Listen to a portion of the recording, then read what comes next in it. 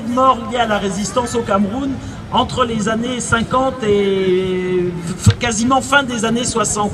Donc non. Et justement, pour faire la transition avec la situation actuelle, je pense que cette période historique a largement traumatisé les Camerounais et fait que les gens sont tétanisés, ont extrêmement peur et qu'on a beaucoup de difficultés à mobiliser, à faire bouger notre diaspora. Et je dis notre diaspora, c'est-à-dire des gens qui sont à l'extérieur et qui théoriquement devraient être quand même un peu moins apeurés, mais chacun calculant qu'il veut rentrer au pays, que peut-être on va inquiéter sa famille, etc.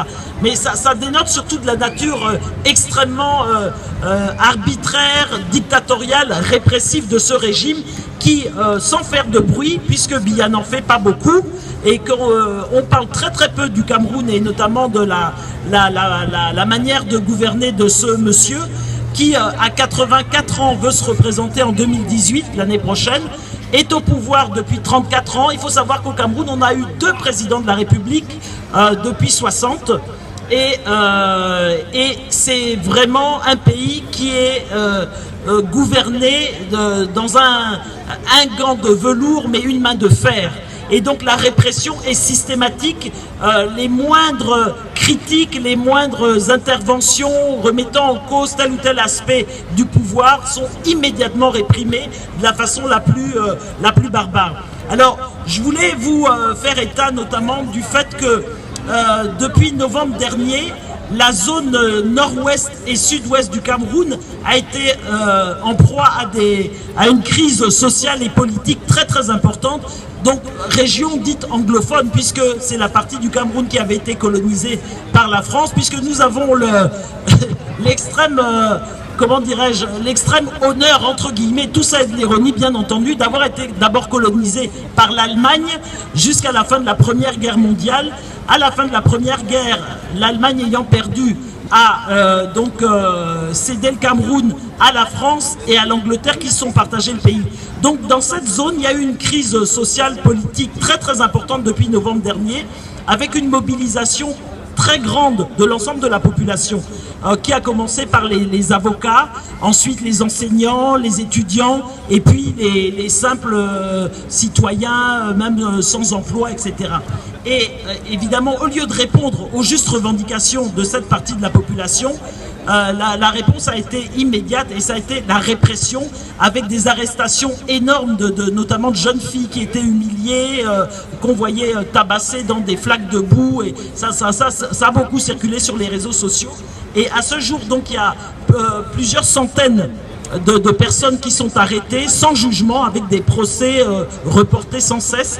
Et normalement, demain, il y a une centaine d'activistes de cette région qui devraient passer devant un tribunal militaire. Donc il y a aujourd'hui de nombreuses personnes qui sont arrêtées depuis 1, 2, 3 ans, sans jugement, sans procès, avec des reports. Et il faut savoir que c'est bien dans le thème d'aujourd'hui, puisque notamment au nom de la lutte contre Boko Haram, vous savez que l'extrême nord du Cameroun est frontalier avec le Nigeria, et Boko Haram fait des incursions très fréquentes dans cette région du pays, avec évidemment des morts et leurs pratiques habituelles, hein, des jeunes enfants qui sont pris en otage et qui font péter des bombes, etc. Donc il y a un vrai danger, ça c'est réel.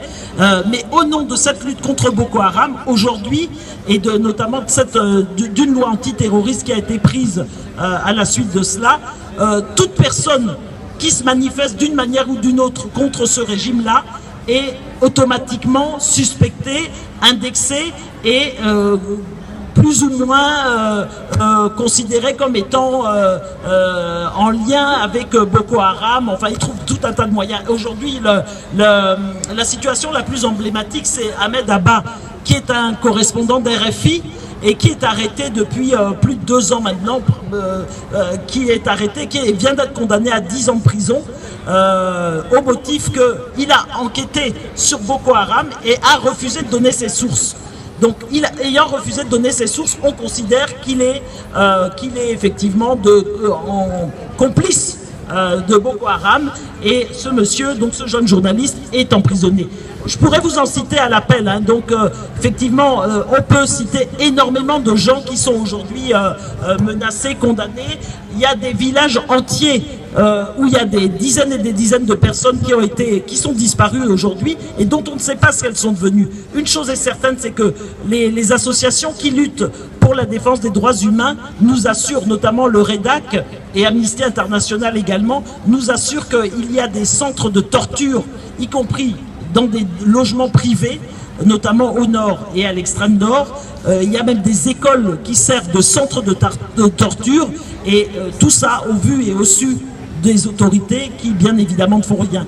Alors, je finirai en disant que il est bien évident que plus le régime est impopulaire, plus le régime est dictatorial, plus le régime est, comment dirais-je, illégitime, et plus il use de la répression.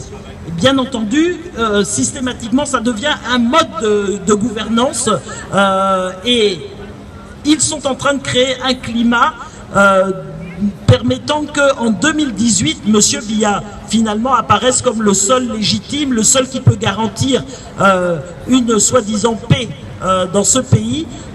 Après lui, le chaos, donc à 84 ans, 85 ans, ce sera encore le seul à pouvoir et à être, qui aura la légitimité, entre guillemets, de se représenter. Donc c'est très très grave la situation qu'il crée, au point où les populations sont dans une forme de désespérance. Tout ce qui tente de s'organiser au Cameroun, il y a énormément de luttes sociales, mais qui sont très sporadiques, qui sont très dispersées, et c'est très très difficile d'organiser une résistance conséquente qui permette de renverser le rapport de force. On est en train d'essayer d'organiser un forum de la diaspora progressiste. On est en train d'essayer de créer les conditions pour organiser ce forum-là à la mi-octobre. On espère qu'on réussira. Et je pense que l'une des pistes qu'il nous faut absolument travailler, et j'en parlais avec Régis tout à l'heure, c'est qu'il faut que les diasporas qui sont en train de se réveiller ces dernières années, il y a eu la diaspora du Burkina Faso qui a réussi quand même à bouter hors du pouvoir Blaise Compaoré.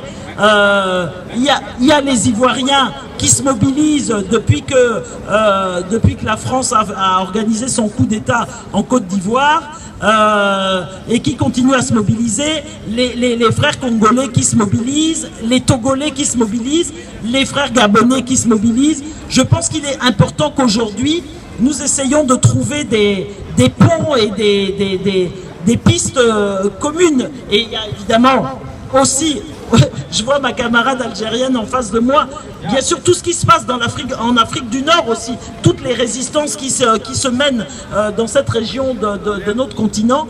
Il faut que nous essayions de trouver des pistes communes, parce que souvent c'est aussi très lié à la nature des pouvoirs, avec des soutiens inconditionnels de l'État français. Le rôle aussi des multinationales dans tous nos pays, hein, Bolloré sévit dans pratiquement tout le continent, il y a Bolloré, il y a Total, etc. On sait qu'il y a une imbrication très étroite entre les dictatures qui existent dans nos pays et ces multinationales et qui évidemment ont tout intérêt à avoir des gens corrompus et à leurs bottes à la tête de nos pays. Donc je pense qu'il faut que nous puissions travailler durablement ensemble, qu'on essaie de créer un collectif et qui initie des initiatives communes pour que on soit là tous les uns pour les autres, et que ce ne soit pas seulement conjoncturel une fois de temps en temps, etc. Je pense que nos sorts sont liés et que l'Afrique ne se libérera véritablement que s'il y a des portions très importantes du continent qui se libèrent. C'est-à-dire qu'un pays tout seul ne pourra pas durablement se libérer. Quand je dis se libérer, c'est-à-dire avoir un autre choix politique, conquérir sa souveraineté, choisir de répondre aux besoins sociaux, économiques, culturels du peuple, ça ne pourra se faire que s'il y a des portions importantes de nos pays qui se libèrent. Parce qu'on a vu tous ceux qui ont tenté d'organiser différemment leur pays, je pense par exemple à Sankara, ils se sont fait éliminer physiquement. Il est bien évident que demain, si le Gabon se libère ou si le Cameroun se libère, mais qu'il est entouré de pays ennemis, ennemis à partir desquels on peut organiser effectivement la déstabilisation, les choses se feront effectivement sans difficulté. Donc il est très très important que nous réussissions à créer des convergences, à organiser des actions communes, et d'autant que au niveau de l'Afrique centrale, l'Afrique centrale est véritablement le verrou. On se rend compte que partout ailleurs, il y a quand même des choses qui bougent. En Afrique de l'Ouest, en Afrique de l'Est, il y a quand même des alternances qui valent ce qu'elles valent, mais il y a quand même des alternances. Alors qu'en Afrique centrale, par exemple, qui est le grenier de l'Occident, on le sait très bien, rien ne bouge, et dans tous nos pays, dès qu'il y a la moindre perspective possible, ils l'écrasent et ils viennent à la rescousse du dictateur. Donc voilà, je pense qu'il faut qu'on trouve à l'issue de cette journée peut-être le moyen de créer des ponts et de créer une dynamique durablement.